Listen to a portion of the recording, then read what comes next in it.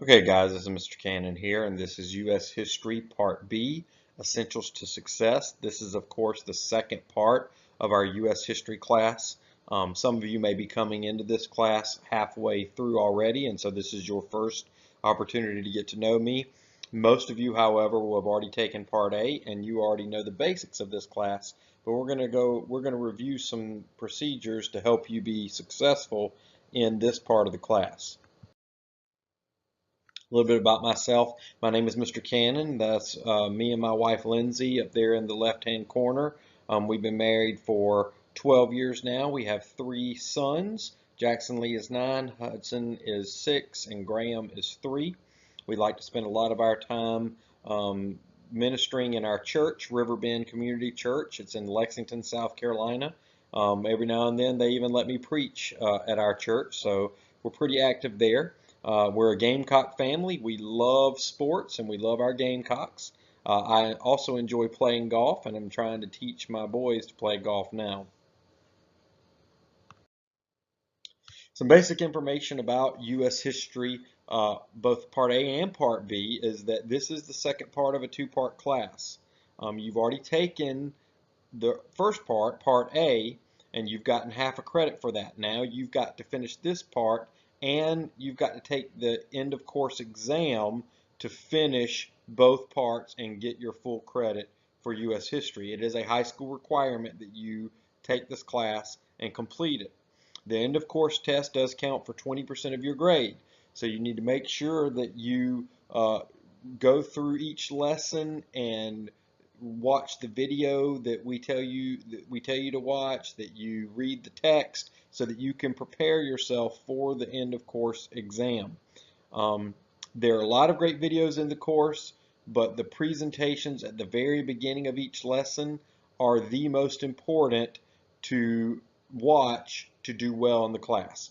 There are usually 2 videos at the top of each lesson.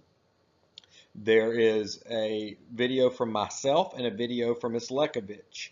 I would recommend, if you are taking the class under me, that you would watch my video, and then there are some other videos scattered throughout the lesson that can be helpful to you. But the most important thing to do is to watch one of the 2 videos or both of them at the top of the lesson. I recommend you watch mine and take notes on that. And many of the lessons will actually require you to take notes on it. But that's very important for you to be successful in this class and on the end of course exam.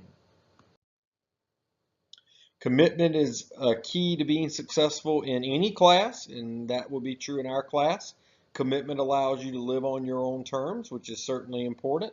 I love that quote that desire is the key to motivation, but it's determination and commitment to an unrelenting pursuit of your goal, a commitment to excellence that will enable you to attain success that you seek. So you can desire something, but if you don't actually commit yourself to it, you're not going to achieve it. So I can desire to be a great basketball player, but if I'm not in the gym every day working and on my game, then I'm never going to be a great basketball player. How do you maintain commitment? Well, refine your goal. Make sure you know exactly what your goal is. You don't want a goal that's too broad. Don't have a goal of, I want to do well in Mr. Cannon's class. Make your goal specific. I want to complete Part B in 3 months. I want to end up with an A in the class and at least a B on the end of course exam. And if you get a B on the end of course exam and you had an A going into it, chances are you're going to end up with an A. Focus on what's important. Make sure that you really focus on the important things in the class. Like I told you earlier, the videos at the top are very important to the class. Hold yourself accountable. And I would even have an accountability partner. It could be a parent, it could be a friend that asks you, hey, did you do your U.S. history lesson today? Did you work for at least an hour today on U.S. history? And then, of course, get your mind right. Make sure your mind's in the right place. Posting in my class, I ask that you please paste all the questions and answers into the lesson submit box. Do not type your answers into the submit box. Don't do that. You need to make sure that you paste it from something like Google Docs. You all have access to Google Docs. Google Docs will save your work automatically. That way, if something happens when you post and I don't get the post or it messes up, you'll have access to it because it'll be saved in Google Docs. Google Docs also has a spell check feature, which is the 4th thing I put down there. Make sure you use that feature. And make sure you proofread for grammar. Mark all partial post as partial post. So if you're turning in, you get one partial post for each lesson. If you're turning in a partial post, make sure you click that button that says it's a partial post. And make sure you ask all questions in a teacher message. I answer those first. I look at my teacher messages first thing every morning. I look at them throughout the day, and then that's the last thing I look at before I go to bed to make sure you don't have any questions that need answering. That will keep your question from being delayed, the answer from being delayed.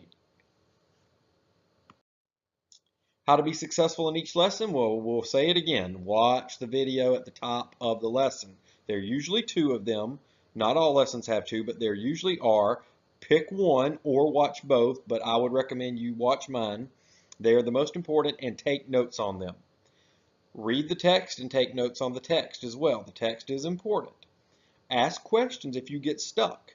And then if you still are confused after I answer those questions through a teacher message, then make an appointment to meet with me. And I can assure you, I want to meet with you. So if you see an appointment time and you're like, that doesn't work for me. I have an hour in the morning and an hour in the afternoon at Monday through Friday that I set aside for appointments. But if those don't work for you, let me know, guys. I will absolutely work around your schedule and make sure I can meet with you when you can meet. I want you to be successful, and I'm excited about having you in this part of the class. I know you're going to do well, but it's very important that you work hard, do your best, respond to any comments I make, and make sure that you always ask questions if you have them. I look forward to the rest of this semester, and we'll talk to you soon.